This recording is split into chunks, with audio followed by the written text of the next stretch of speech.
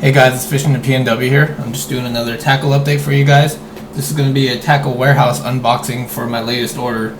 I've had a few people ask me why I haven't done this in a while, and typically I just don't get around to it. But I haven't used any of the tackle from my latest order, so I'll go ahead and get to it. Alright, so I stocked up on some hooks, as you can see here. These two packs right here are VMC Sure Set drop shot hooks. And if you guys haven't already noticed, these are my favorite drop shot hooks, and I use these exclusively. This right here is a size 1, and this is a size 2. You get 16 in a pack, and they're only $2.99 at Tacklewarehouse, so that's an awesome value.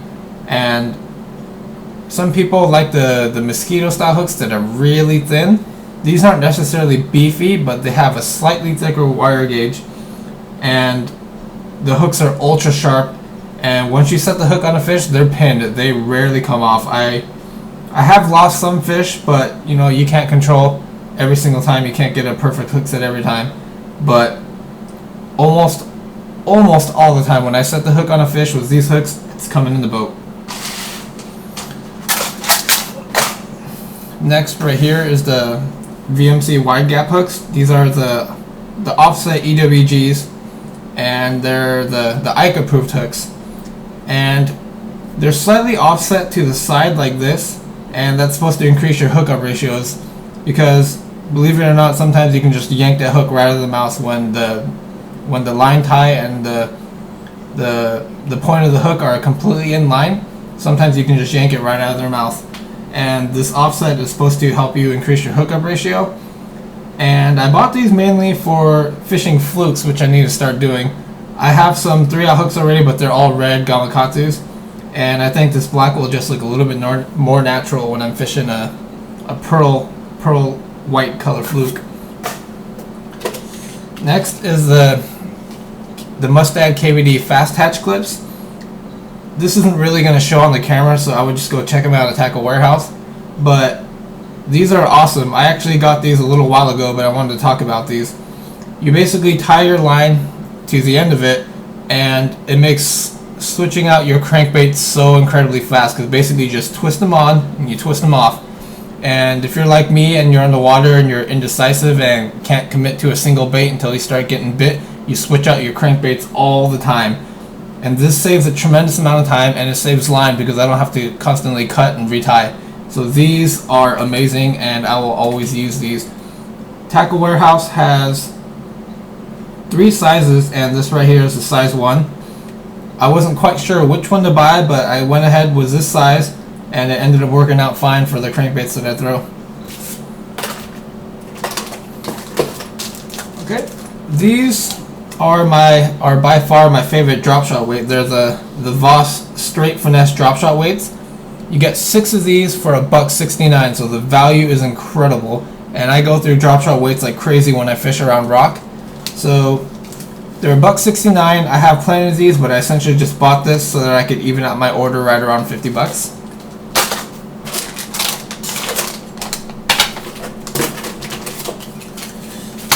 Alright, so when I'm fishing for largemouths and I'm throwing a Wacky rig, to me nothing beats these hooks. These are the best that I've tried so far. I'm not saying there aren't better hooks, but these are my favorites right now. And I bought them in 1/8 ounce, and this is the Big Bite Baits Wacky rig, Wacky jighead, or whatever you want to call it. And let me go ahead and open one of these up so you guys can see it. What I love about these hooks is it's got a, I don't know if you can see that or not, it's got an EWG style hook where it's not just small, but it's got lengths to it, and it's got a nice wide gap so you can fit those big fat 7-inch Senkos. And I really love these hooks. They are amazingly sharp, and you're not going to bend these hooks out. So I highly recommend these for fishing for largemouth. I've even caught smallmouth on them, however I just prefer a smaller hook shank for Wacky rigging for smallies, which is why I decided to try these out. This is the Secret Lures MVP Wacky rig jig. These don't come in painted heads, so I'm probably just going to sharpen them in black. But as you can see, the camera doesn't want to focus. As you can see, this is kind of like your standard typical Wacky jig head where it's not exactly an EWG and long hook shank. This is more of kind of like a circle hook. So I wanted a little slightly smaller hook for when I wacky rig Senkos and other baits for smallies. And let's see, actually let's grab one of these here again.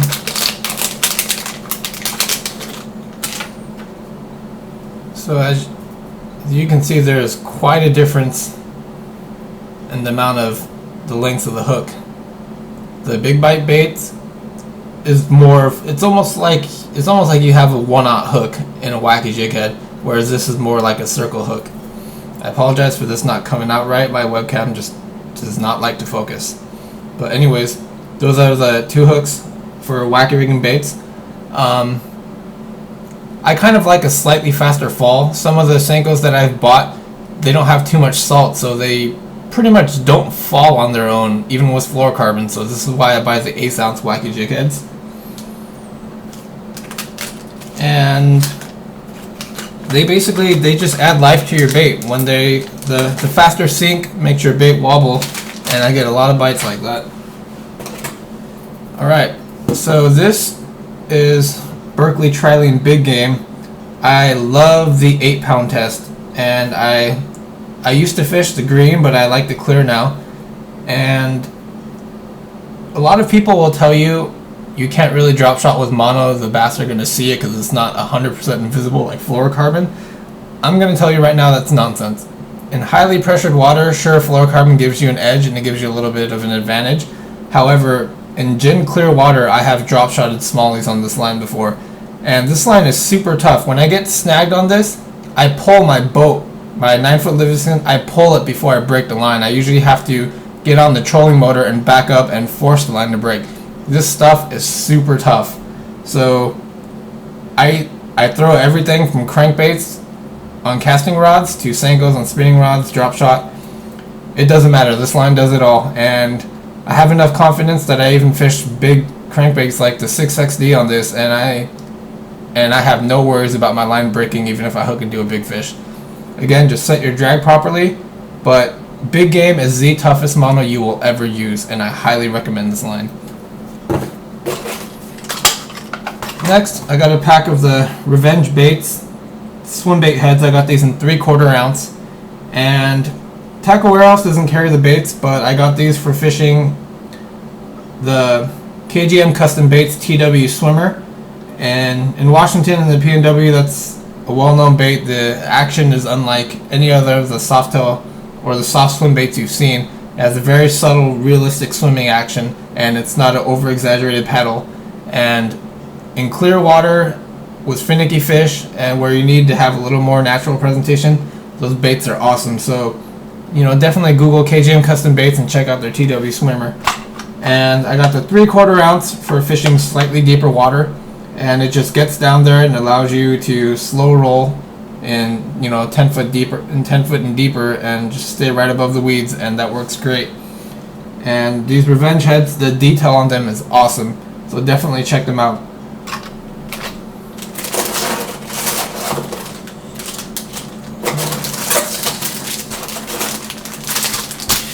Alright, so in my search for finding a good salt impregnated Senko that's going to sink on its own, or even sink better with a wacky jig head, I browsed Tacklewarehouse and I looked for something that looked good and was a good value, and I came across the NetBait Salt Licks. These are 5-inch versions, and I forget the exact amount of salt they put in here, but it's a lot. So this is supposed to have a lot of action, and it's supposed to have a decent weight to it, so it'll sink on its own. I got 3 colors. This right here is Black Blue Flake. This is Green Pumpkin Candy. And this is Green Pumpkin Watermelon. This is like it's almost like a Green Pumpkin Watermelon swirl. So these are really cool colors. So the 2 green pumpkins are going to be the more natural colors that fish in clear water, or whether or not the water is clear or stained, largemouth will destroy black and blue Senkos like no other. So those are the 3 packs of Senkos that I bought. And I went and bought 2 packs of Zoom Super Flukes, and the color that I got is Silver Rainbow, and this color is just really sweet. My webcam probably won't do the color justice at all, but it's got a lot of silver flake in there, and it's got that pearl whitish, color to the plastic, and this just has a lot of flash and a lot of attracting qualities. So I'm gonna go ahead and try out this color, and to help these sink a little bit, I went ahead and bought a pack of the Lunker City nail weights. This is the 3/64 ounce, and it's a 25 pack. So what I've been told by a friend is, either use a whole one or break off half of it and shove it in the nose once you have it rigged up, and it's just gonna give that bait a slightly quicker sink rate, and it's gonna kind of sink head first rather than just kind of sinking, based off the type of hook you're using. So got 2 packs of those, and that's about it, actually. So a lot of people on reviews online have bashed this crankbait. This is the Lucky Strike Deep Smoothie. I'm gonna tell you right now that I love this crankbait. I bought 2 of these. I have one already rigged on a rod, which is kind of like a silver shad pattern, and the first time I went out and actually fished these baits, once the sun started to set and it got a little bit dark, I started hammering smallmouth on them. And a lot of people complain about the hooks opening up, but honestly, on crankbaits like this, when you're supposed to throw it on light line and a glass crankbait rod, there is no way that you should be bending the hooks. If you're bending the hooks on this, you're either fishing too heavy of a line, too stiff of a rod, or your drag is way too tight. These hooks are fairly stout out of the package, so if you straighten them out, then more than likely it's either something wrong with your gear or the way you're fishing it. I hooked into some nice quality smallmouth, and they fight really hard, and the hooks didn't bend at all. So as you guys know, there's a lake in Washington that I like to fish that actually has red craws, and the red craw pattern cranks really kill. And this is, I believe this is supposed to dive around 8 to 10 feet. I don't know if I was actually getting that deep, so that might be my one complaint about it. However, these crankbaits have good action. They have, instead of like a ton of BBs, I believe it's a 1 knocker. It sounds, it's more of a deeper thud to the rattle to it. So this is a great crankbait. Again, I have one in like a silver shad pattern. I don't remember the exact color, but that one was slaying smallmouth, and I'm sure this one too. So one thing that I always like to tell people is don't trust completely all the reviews you read online. I'm sure there's some truth to you. If everyone is raving about a product, usually it's probably pretty good. But when you see the products with mixed reviews, I would say go ahead and try it out and see for yourself. And I'm glad I tried this out. And for the Lucky Strike Smoothie, there's 2 sizes. I bought the smaller size just because I get a lot more bites with them, and it seems like, or not seems like, but at certain times of the year, the bass are keying in on smaller bait fish, especially post-spawn. And here in Washington, the post-spawn is almost over, or it's pretty much over, and the bass are starting to recover, so now they're going to be starting to feed heavily and starting to feed on swim baits and the big baits. However, these small crankbaits will still slay them. Alright guys, until next time, see you later.